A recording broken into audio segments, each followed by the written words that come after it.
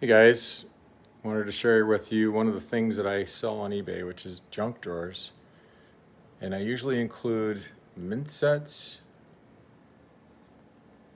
anything that I happen to have that I'm not going to sell individually, so I put it all together as a junk drawer lot. You can see these state quarters, Littleton quarter,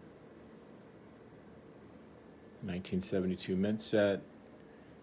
It's nice commemorative from Apollo 14. Other tokens. This is an old bank bag from Duluth, Minnesota. That's kind of cool.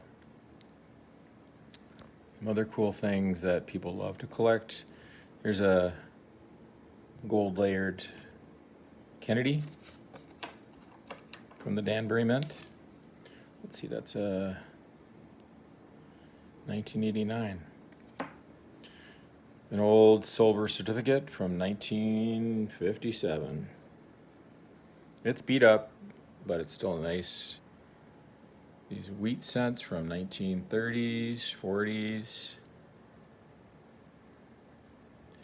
And the Lincoln Memorials from the 50s, 60s, and 70s. Here's an old Canadian catalog, coin catalog. Some foreign coins.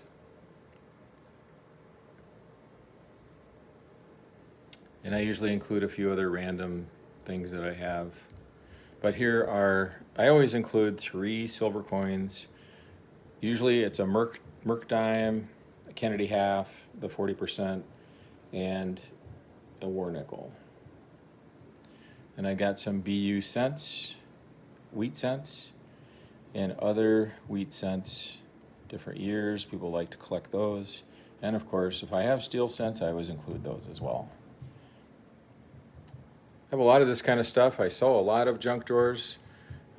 It's just about putting them together and showing them to you. I always do the exact listing so you know exactly what you're getting in the pictures.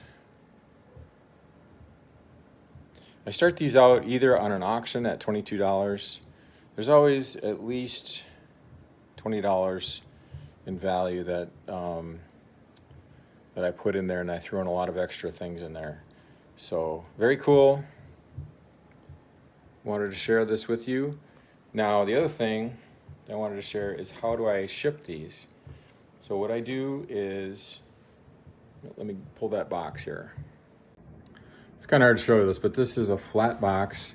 It's very flexible as far as size. Usually I believe it's 15 by 12 by, and then it's either 1 or 2. So with these edges, you can make them different sizes for the depth of the box, depending on what you need. And for these coins, it's just going to be 1 inch or 2.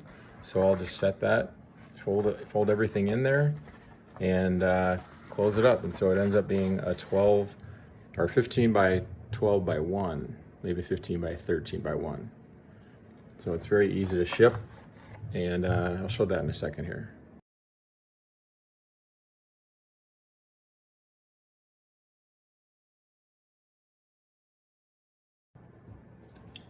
So I try to wrap everything up so that when I do sell it, it's just a matter of, you know, putting a packing slip in and the label, and tape it up a little bit more.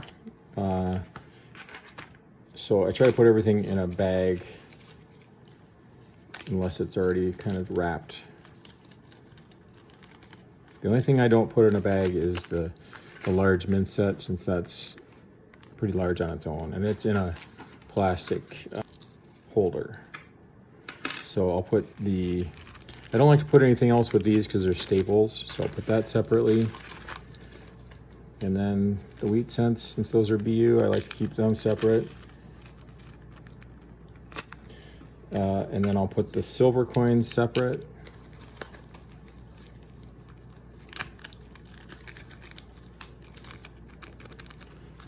And I've sold a lot of these, and everybody's really happy with the way they get packaged and delivered. I've never really had any complaints on the junk drawers.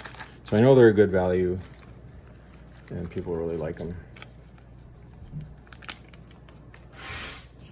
In fact, it's one of the things that I've sold many times to the same customers multiple times. So a lot of repeat sales.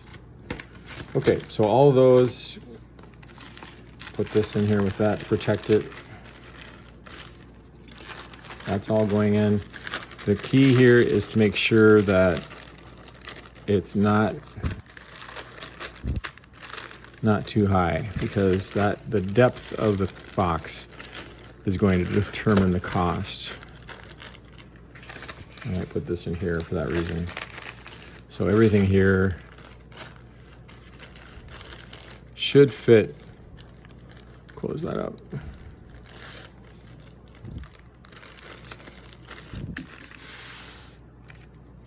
Everything here should fit in a 2-inch deep box. And then I don't tape up the box, because I might end up combining this and shipping with other things. I've had people buy 2 or 3 of these, which can be a challenge. Anyway, so that's where you can see the depth comes into play. This one, I'm gonna have to redo it because it looks like it's coming in at 3 inches and I only want it to be 2 at the most.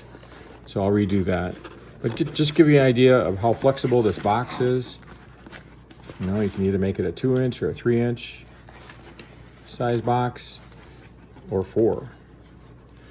But for me, it was the size itself, because I have these large mint set folders, and so they need to fit in a 14-inch box. So that's why I got these, but they are really flexible for a lot of different things, and it really keeps the shipping costs down. Yeah, I think that will fit in. I think that's considered 2-inch. Look at that. Hey guys, so that's how I do junk drawers, and like I said, they're very popular. I would do more of them if I had more time. I've got a lot of coin and product for this, so I'll be doing a lot of these, but then I have done many hundreds of them probably in the last 2 years.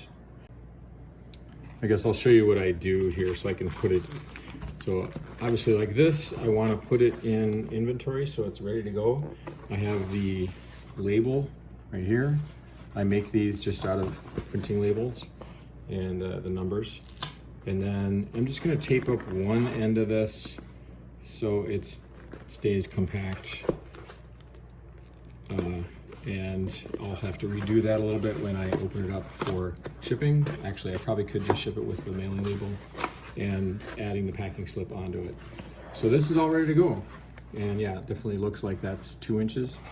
Once I get it all taped up, it'll come in nice.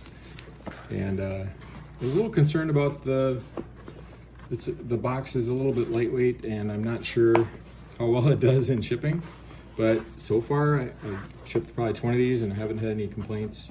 And the shipping costs, I try to keep it under $10. And depending on the location of the customer, it usually does come in between $8 and $9.